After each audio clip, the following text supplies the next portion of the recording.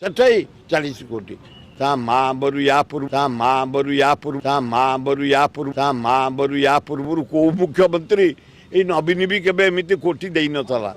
ବନ୍ଦ ଡାକରା ଦିଆଯାଇଛି ସେଠି ବିଜେପି ଦେଇଛି ରାଷ୍ଟ୍ରପତିଙ୍କ ଯୋଉ ଭାଷଣ ବେଳେ ଲାଇନ କଟିଥିଲା ସେଇଥିପାଇଁ ବନ୍ଦ ଡାକରା ଦିଆଯାଇଛି। ସେ ଯେଉଁ କାରଣରୁ ହଉ 22% ଆଦିବାସୀ ଭାଇ ଭଉଣୀ ମାନଙ୍କୁ ଆକୃଷ୍ଟ କରିବା ପାଇଁ ରାଷ୍ଟ୍ରପତି ସେଇ ଜିଲ୍ଲାକୁ ଦିଆଯାଇଛି। ବିଜେପି ଟାସ୍କ ଧରିକିରି ଗେମ୍ କରୁଛି। ଇଏ ତାଙ୍କର ଦେଇଦେଲେ ସୁଦାମ ମାରାଣ୍ଡି। ସେ ସବୁ ଚାଲିବ ବନ୍ଦ ଏ ସବୁ ଚାଲିବ ସେ କିଛି ମୂଲ୍ୟ ନାହିଁ ତାର କିଛି ଖାଲି ଗୋଟେ ଡେମନଷ୍ଟ୍ରେସନ ହେଲା ଏଇଥିପାଇଁ ବୋଲି ଲୋକେ ଜାଣିବେ ତାର ମୂଲ୍ୟ କିଛି ନାହିଁ। ଯାହା ଚାହିଁବ ସରକାର ସେଇଆ କରିବ। ମେଜରିଟି ଅଛି ଏ ସରକାରର ଯାହା ଚାହିଁବ ଦେଖୁନ ତମେ ଏତେ ଆଇଏସ୍ କାହା ନାଁ ଦେଖୁଛ ଯାହା ହଉ ପାଣ୍ଡିଆନଙ୍କୁ ମାନିବାକୁ ପଡ଼ିବ।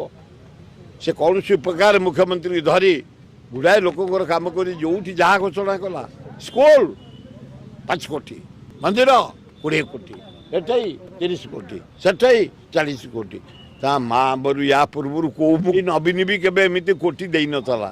ଯାହା ଆଉ ଗୋଟେ ଦକ୍ଷତାର ପରିଚୟ ଦେଉଛେ କିନ୍ତୁ ଆମ କାମ କିଛି କରୁନି। ଆମେ ମନ ଦୁଃଖରେ ରଖୁ ଶୁଣିଲେ ବୋରଚରବାସୀ ଓଡ଼ିଶାବାସୀ ଲିଙ୍ଗରାଜ ମନ୍ଦିର ପାଖେ ଆମର ଗୋଟେ ଭଜନ ମଣ୍ଡପ ଥିଲା। ଆମେ ବର୍ଷ ବର୍ଷ ଧରି 50 ବର୍ଷ ହେଲା ବମ୍ବେରୁ ଆସି ଭଜନ କରୁଥିଲେ। ସେଇ ମୋତେ ଡାକିଲେ ନିଜେ ପାଣ୍ଡିଆନ କହିଲେ ଭାଙ୍ଗି ଦିଅ ଆମେ ତିଆରି କରିଦେବୁ। ବର୍ଷକରେ 4 ବର୍ଷ ହେଇଗଲା ଏ ଭୁବନେଶ୍ୱରରେ ହେଲାନି ଏପର୍ଯ୍ୟନ୍ତ। ଆମେ ମରିଗଲୁଣି ଏଇ ନବୀନ ବାବୁ ବେଳେ। ଆମ ସ୍ଥିତିମାନ ପୈତୃକ ସମ୍ପତ୍ତି ଜଗନ୍ନାଥଙ୍କ ନାଁରେ ହେଇଛି। ମଲୁଣି ଆମେ ଏଇଠି ତମେ କରିପାରୁନ ତମ ଓଡ଼ିଶା ଯାକ ବୁଲୁଛ। ହଁ ଆମେ ମରିସାରିଲୁ 30ଟା ଗାଁ ଲୋକ 6 ଲକ୍ଷ ଲୋକ ଜମି ବିକ୍ରି ଖର୍ଚ୍ଚ କରିପାରୁନୁ।